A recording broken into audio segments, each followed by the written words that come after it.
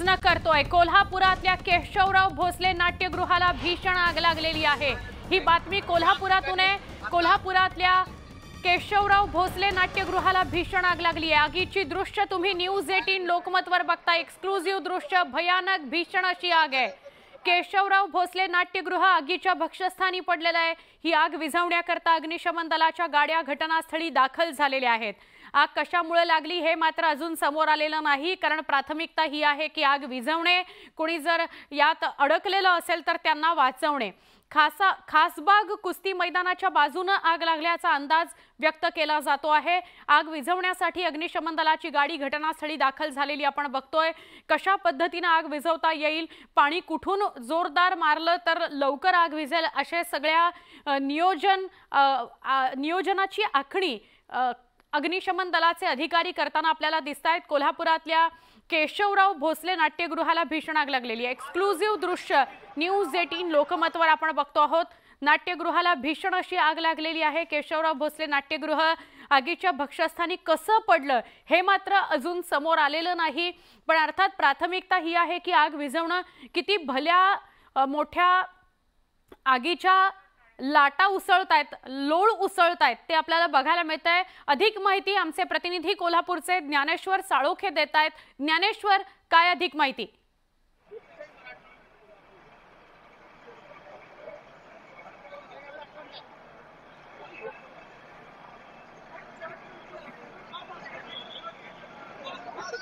सध्या केशवराव भोसले नाट्यगृहाची इथं आहे आणि या ठिकाणची परिस्थिती पाहायला गेली तर मोठ्या प्रमाणात आहे ते नाट्यगृहाला या आगीच्या ज्वाळाने लपेटल्याचं आहे ते पाहायला मिळते। हे जो कुस्तीचा भाग आहे, म्हणजे खासबाग कुस्ती मैदान आहे, तिथून आग लागायला सुरुवात झाली आणि ही जी समोरची दिसते ती केशवराव भोसले नाट्यगृहाची बाल्कनी आहे। ती बाल्कनी सुद्धा आगीच्या भक्षस्थानी पडलेली आहे। त्यानंतर ते आता आगीच्या भक्षस्थानी पडल्याचं पाहायला मिळते आणि त्यामुळे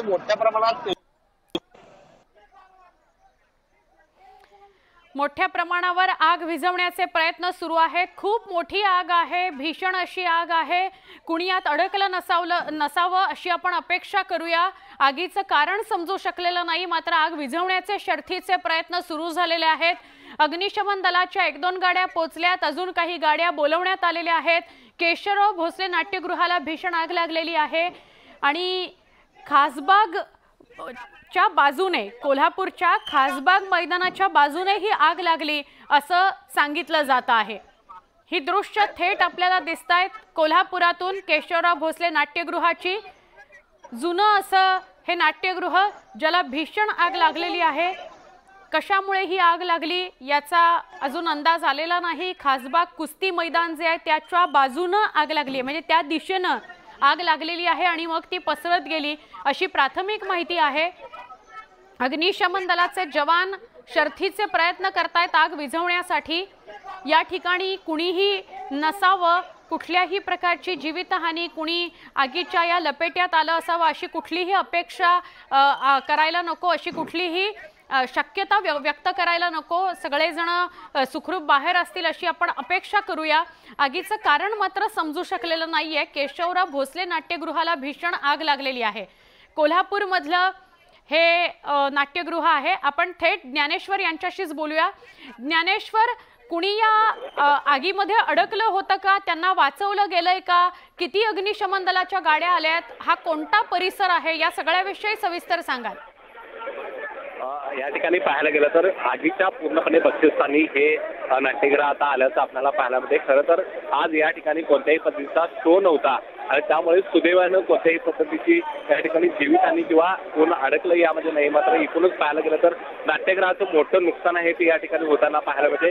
अग्निशमन दलाचे बंब जे आहेत ते आता या ठिकाणी मोठ्या प्रमाणात दाखल व्हायला सुरुवात झालेली आहे। त्यांनी आगीवरती नियंत्रण मिळवण्याचा प्रयत्न आहे तो सुरू केलेला आहे। मात्र आग इतकी भडकलेली आहे की त्यावरती पूर्णपणे नियंत्रण मिळवणे अग्निशमन विभागाला सध्या परिस्थितीमध्ये आहे ते शक्य होत नाही।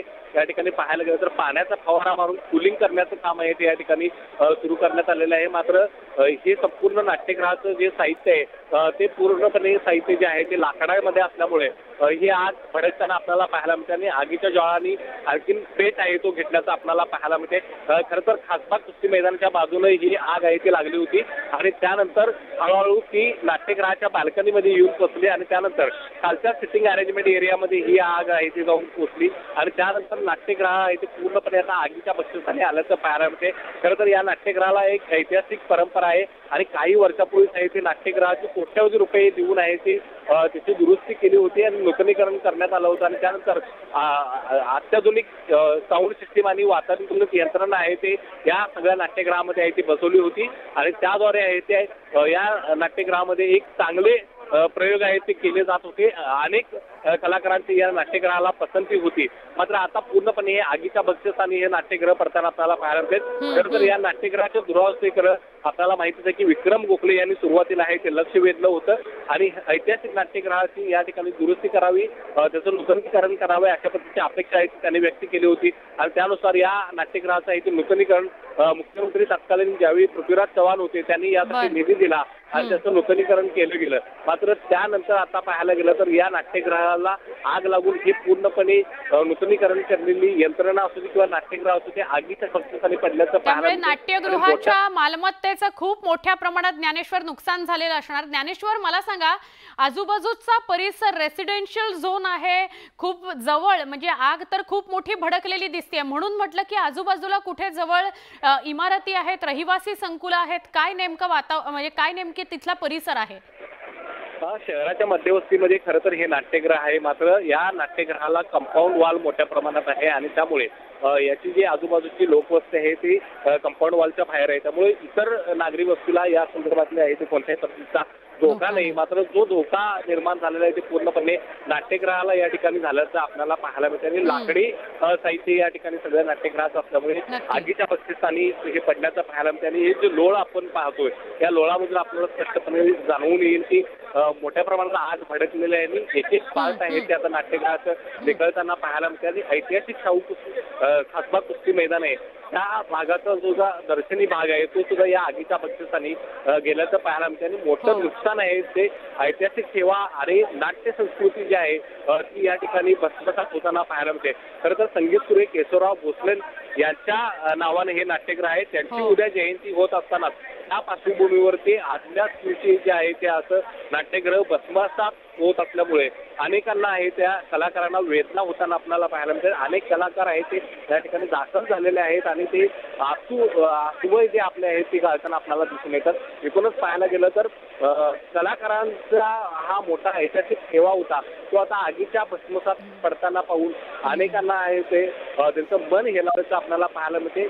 साहजिक आहे ज्ञानेश्वर, कारण असा ऐतिहासिक ठेवा भस्मसात होताना कोल्हापूरकरांना नक्कीच पाहवणार नाही आणि नाट्यगृह उभी करायला वर्षानुवर्ष लागतात, त्यासाठी मंजुरी मिळायला वर्षानुवर्ष लागतात. पण अशा प्रकारे नाट्यगृह आगीच्या भक्ष्यस्थानी जाणं आणि आता पुढे मग याची पुन्हा कधी कशी उभारणी होईल हा सगळा पुढचा लांबचा भाग. पण परत एकदा ज्ञानेश्वर सांगाल की आग कुठे लागली होती आणि कशी ती नाट्यगृहाकडे आली आणि भडकत गेली? या ठिकाणी मी दृश्यामध्ये जर पाहायला गेलं तर जी कमान दिसते कमानीच्या पलीकडे खासबाग कुस्ती मैदान आहे आणि या कुस्ती मैदानाच्या बाजूनच आहे ते आग लागायला सुरुवात झाली आणि त्यानंतर वरती जे वरचा जो फ्लोअर आहे तो नाट्यगृहाच्या बाल्कनीचा फ्लोअर आहे. बाल्कनीला ही आग लागल्याने हळूहळू आग खाली सरकत खालच्या चेअरमध्ये म्हणजे बैठक व्यवस्था जी खाली असते तिथे येऊन आहे ती पोहोचली आणि त्यामुळे आगीच्या बक्षिसाने आहे ते संपूर्ण नाट्यगृह आल्याचं आपल्याला पाहायला मिळते. खरं तर कोट्यवधी रुपये खर्चून आहे ते नाट्यगृहाची या नूतनीकरण केलं होतं. अत्याधुनिक साऊंड सिस्टीम आणि वातानुकूलन यंत्रणा या संपूर्ण नाट्यगृहाला आहे ती बसवण्यात आली होती. मात्र आगीचं नेमकं कारण आहे ते अद्याप या ठिकाणी स्पष्ट समोर आलेलं नाही.